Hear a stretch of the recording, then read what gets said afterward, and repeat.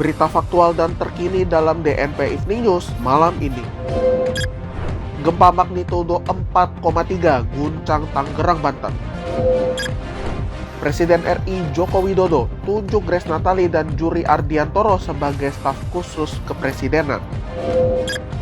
Lawrence Wong dilantik sebagai Perdana Menteri baru Singapura. Dan dari dunia olahraga, 2 klub IBL lepas pelatih kepala masing-masing. Selamat malam, beragam berita menarik akan mengisi ruang informasi Anda dalam DNP Evening News edisi Rabu, 15 Mei 2024. Bersama saya Kevin Manoy, berikut DNP Evening News selengkapnya.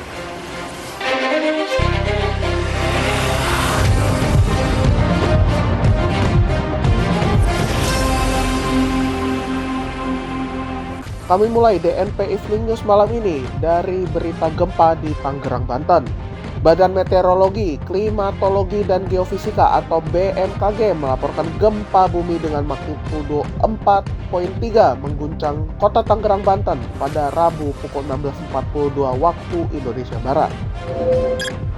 Lokasi gempa berada di 6,12 derajat lintang selatan, 106,65 derajat bujur timur.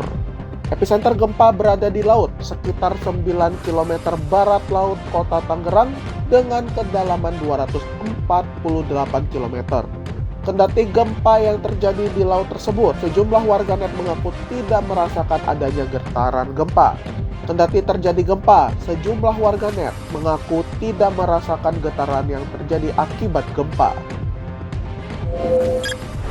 Maskapai penerbangan Garuda Indonesia menyatakan pesawat GA1105 pada Rabu dengan rute Makassar-Madinah yang merupakan penerbangan haji kloter 5 embarkasi Makassar memutuskan untuk terbang kembali ke bandara keberangkatan atau return to base guna memitigasi resiko aspek keamanan operasional.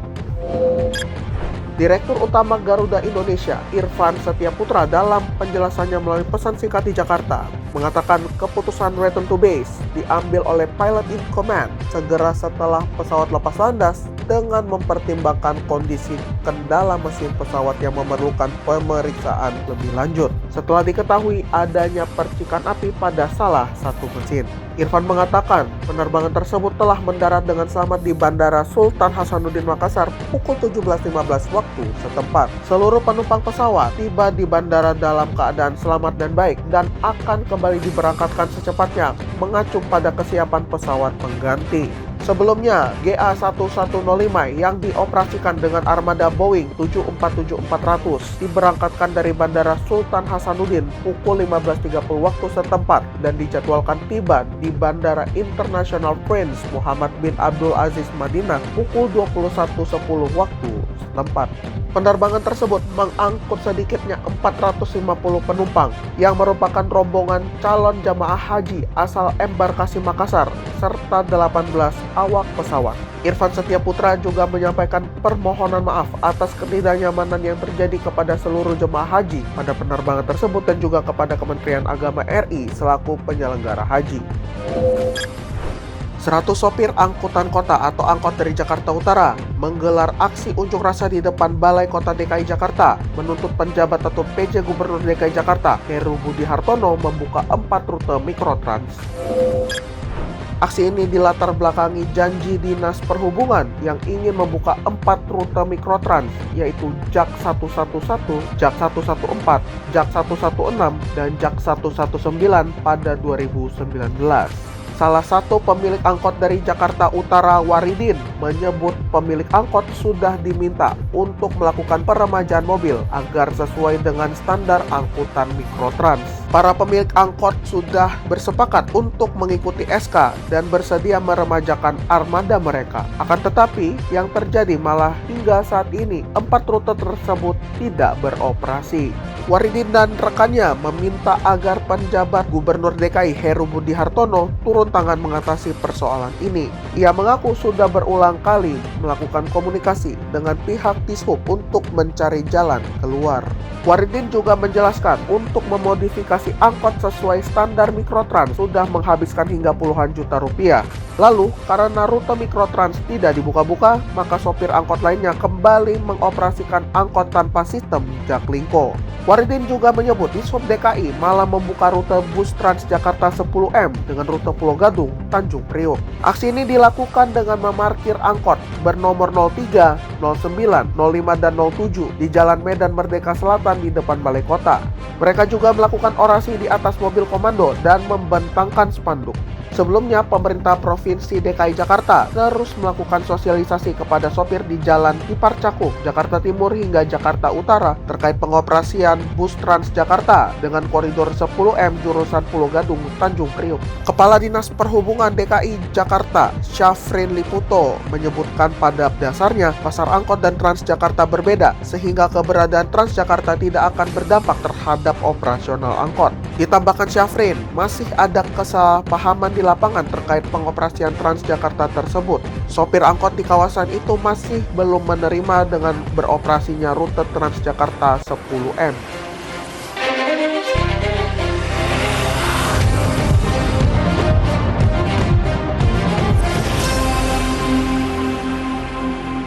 Terima kasih Anda masih mendengarkan DNP Evening News, produksi DNP Media Network. Presiden RI Joko Widodo menunjuk Wakil Ketua Dewan Pembina Partai Solidaritas Indonesia atau PSI Grace Natali dan mantan Deputi Kepala Staf Kepresidenan Duri Ardiantoro sebagai staf sus Presiden. Hal ini disampaikan Koordinator Staf Khusus Presiden Ari Dwi Payana melalui pesan singkat di Jakarta hari Rabu. Sebagaimana kami kutip dari Antara, pada hari ini Presiden berturut-turut menerima Bapak Duri Ardiantoro dan Ibu Grace Natali ke Istana Merdeka. Mereka berdua dipanggil Presiden untuk mendapatkan penugasan sebagai staf sus atau staf khusus Presiden RI. Ari tidak menyebut bidang apa yang ditugaskan Presiden kepada Grace dan Duri. Keduanya akan menjalankan tugas-tugas khusus sesuai arahan Presiden. Grace dan Ari juga sudah mulai bekerja sejak Rabu hari ini. Kita beralih ke berita dari Cirebon. Arya Randi Pratama, seorang bocah berusia 13 tahun di Kelurahan Pekiringan, Kecamatan Kesambi, Kota Cirebon, Jawa Barat, mengalami depresi berat setelah handphone miliknya dijual oleh sang ibu. Akibatnya Arya yang sudah duduk di kelas 6 SD harus berhenti sekolah. Ia bahkan mengamuk dan meronta-ronta saat didatangi pihak sekolah tempat ia belajar. Diketahui anak pertama dari 3 bersaudara, buah hati pasangan Alifianto dan Siti Anita, sudah 10 bulan menderita depresi berat. Menurut sang ibu, ia terpaksa menjual HP anaknya untuk menutupi kebutuhan sehari-hari. Siti mengatakan, handphone yang dimiliki Arya merupakan jerih payahnya sendiri dari hasil menabung. Akan tetapi, setelah Siti menjual HP milik Arya, perubahan sikap mulai terlihat. Ia menjadi sering melamun. Akibat depresi yang dialaminya, Siti menjelaskan Arya enggan untuk melanjutkan sekolahnya di kelas 6 SD. Siti juga berharap depresi yang dialami oleh anak kandungnya bisa disembuhkan agar ia dapat hidup normal layaknya anak seusianya. Sementara itu, Kepala Bidang SD dan SMP Dinas Pendidikan Kota Cirebon, Ade Cahyaningsih, memaparkan Arya merupakan seorang siswa yang rajin dan baik saat mengikuti kegiatan belajar mengajar di sekolahnya. Ade juga menambahkan, penyebab depresi yang dialami oleh Arya diduga karena ia tidak bisa meluapkan kesedihannya sehingga Arya mengalami depresi yang berat. Hingga saat ini, Dinas Pendidikan Kota Cirebon tengah fokus mengobati kesehatan Arya agar ia dapat kembali normal.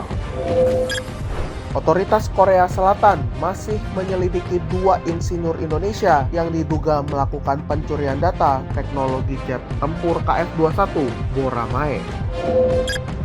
Kuasa usaha @interim KBRI Seoul, Zelda Wulan Kartika, sebagaimana kami lansir dari Republika dan juga dikutip dari CNA.id, menyampaikan penyelidikan terhadap 2 insinyur PT Dirgantara Indonesia ini belum selesai. KBRI Seoul memastikan kedua insinyur itu tidak ditahan di penjara dan dalam keadaan yang baik. Identitas kedua insinyur itu tidak diungkap untuk privasi. Sementara itu, Kementerian Luar Negeri telah memberikan pendampingan hukum kepada kedua WNI tersebut. Pejabat di KBRI Seoul juga terus berkomunikasi dan terus memantau keadaan kedua insinyur dari waktu ke waktu. Kedua WNI tersebut bahkan sempat menghadiri acara buka puasa bersama dan halal bihalal Idul Fitri yang diselenggarakan di KBRI Seoul pada April lalu. Kedua insinyur tersebut adalah anggota tim pengembangan jet tempur KF-21 Boramae yang sehari-hari bekerja bersama Korea Aerospace Industry atau KAI sebagai mitra PT Dirgantara Indonesia dalam kerjasama industri pertahanan tersebut. Sebelumnya, Badan Administrasi Program Akuisisi Pertahanan atau DAPA menangkap kedua insinyur tersebut pada Januari 2024. Mereka kedapatan berusaha mengambil dan membocorkan file terkait proyek yang disimpan dalam drive USB.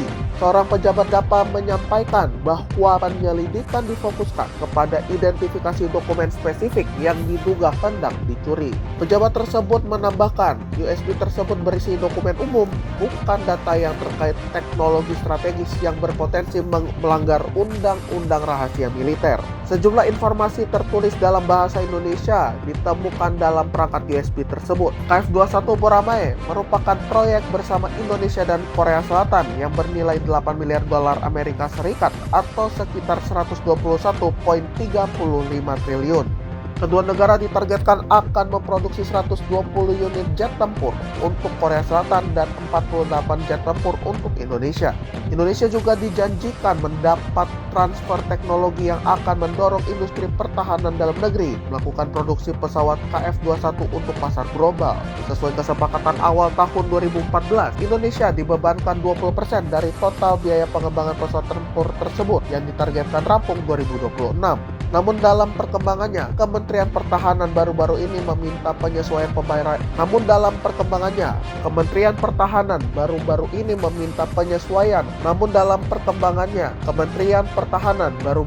meminta penyesuaian pembayaran kepada pemerintah Korea Selatan karena menganggap Indonesia tak sepenuhnya mendapatkan transfer teknologi dalam produksi jet tempur tersebut. Lawrence Wong dilantik sebagai Perdana Menteri keempat Singapura pada Rabu malam, menyelesaikan transisi politik yang langka di pusat keuangan berteknologi tinggi tersebut. Ekonom berusia 51 tahun ini dipercaya untuk mengelola respon negara kota tersebut terhadap pandemi, menggantikan Lee Hsien Loong yang telah menjabat selama 2 dekade. Naiknya Lawrence Wong yang merupakan lulusan Harvard ini menandai transisi kekuasaan sekali dalam satu generasi bagi partai berkuasa yang telah memerintah Singapura sejak kemerdekaannya tahun 1965.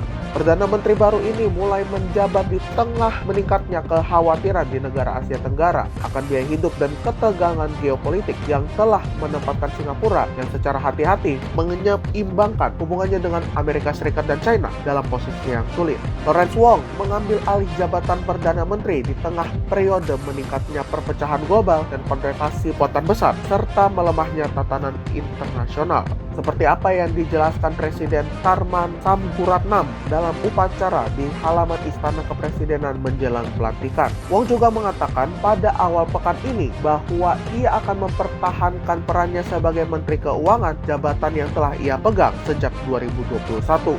Ia juga menunjuk Menteri Perdagangan Singapura, Gan Kim Yong, untuk menjadi wakilnya sambil mempertahankan sebagian besar anggota kabinet lainnya karena Partai Aksi Rakyat yang berkuasa akan mengadakan pemilihan umum yang harus diadakan pada November 2025 mendatang. Kita masuki berita olahraga. Eksekusi penalti Hugo Gomez atau disapa Jaja membawa Madura United menang 1-0 atas Borneo FC pada pertandingan leg pertama semifinal Liga 1 2023-2024 di Stadion Gelora Bangkalan Madura, Rabu. Penalti tersebut diberikan oleh wasit Thorik Alkatiri setelah Taulani Muslihuddin melakukan pelanggaran terhadap Rizky Afrizal di kotak terlarang menit 77. Kemenangan tersebut meringankan tugas Madura dalam semifinal leg kedua yang akan dimainkan pada Minggu 19 Mei mendatang. Tuan rumah Madura United mengambil inisiatif serangan terlebih dahulu saat laga baru dimulai. 2 kali kiper Angga Saputro dipaksa bekerja keras, pertama saat Triatno Abioso mendapatkan umpan terobosan dan upayanya saat dihadang oleh sang kiper. Kemudian saat Angga menangkap bola tembakan Francisco Rivera. Abioso kembali mengancam sisi kiri pertahanan Borneo beberapa menit kemudian, ia menerima bola-bola dan menggiringnya sebelum akhirnya dapat mengeksekusi dengan tembakan yang lagi-lagi dapat ditangkap Angga. Setelah kedua tim saling bergantian menekan dengan Madura lebih banyak memegang kendali permainan, kiper Angga dan Alvarez Buffon sempat berbenturan saat berusaha mengamankan bola, tetapi keduanya masih dapat melanjutkan permainan. Hingga babak pertama usai, kedua tim sama-sama kesulitan menciptakan peluang bersih. Baik Madura dan Borneo tidak mampu menembus rapatnya pertahanan lawan masing-masing. Borneo bahkan gagal melepaskan satu tembakan pun dan harus menutup babak pertama dengan skor imbang 0-0. Pelatih Borneo Peter Huistra memasukkan William Pluim dan Hendro Siswanto pada awal babak kedua. Dengan masuknya kedua pemain tersebut, Borneo lebih berani untuk melesat masuk ke dalam kotak pertahanan tuan rumah. Dua peluang didapat mereka melalui sepakan Kei Hirose dan Terence Putri yang melambung ke atas gawang Lucas Frigeri. Pluim yang diandalkan Borneo tidak dapat bermain lebih lama. Cedera yang diderita pemain asal Belanda tersebut membuatnya harus digantikan oleh Taufani. Borneo kemudian mendapat peluang bagus lain saat Felipe Cadenasi mengirim umpan untuk diteruskan sepakan Adam Alis, tetapi peluang tersebut dapat dihentikan kiper Frigeri. Bencana untuk Borneo terjadi pada menit 75 akibat pelanggaran yang dilakukan pemain pengganti pada Afrizal di kotak penalti. Eksekusi penalti yang dilakukan dengan sempurna oleh Gomez yang menembakkan bola ke sisi kiri gawang Borneo. Setelah unggul 1 gol, Madura masih memiliki satu peluang bagus saat Dalberto Belo berhadapan 1 lawan 1 dengan Angga Saputro. Kali ini kiper Borneo itu mampu mencegah gawangnya kemasukan lebih banyak berkat keberhasilannya memblokir bola. Pertandingan ditutup unggulan tipis 1-0 bagi tuan rumah Laskar Sape Kerap. Peraih gelar MVP NBA 2024 Nikola Jokic merayakan pemberian penghargaan gelar tersebut dengan membawa timnya unggul 3-2 atas Minnesota Timberwolves pada laga yang digelar di Ball Arena, Denver, Colorado Rabu, dan selangkah lagi ke babak final NBA wilayah Barat. Jokic yang menerima penghargaan MVP sebelum pertandingan mencetak 40 poin untuk Nuggets yang menang 112-97 atas Timberwolves. Jokic juga mencatatkan 13 assist dan 7 rebound tanpa mencatat satu kesalahan pun atau turnover saat Nuggets meraih kemenangan kandang pertamanya di babak semifinal Barat. Aaron Gordon dari Nuggets menambahkan 18 poin setelah Aaron Gordon dari Nuggets menambahkan 18 poin, 10 rebound, dan Jamal Murray mencetak 16 angka. Pencetak skor andalan Timberwolves, Anthony Edwards, ditahan hanya mencetak 18 poin melalui 5 dari 15 tembakan.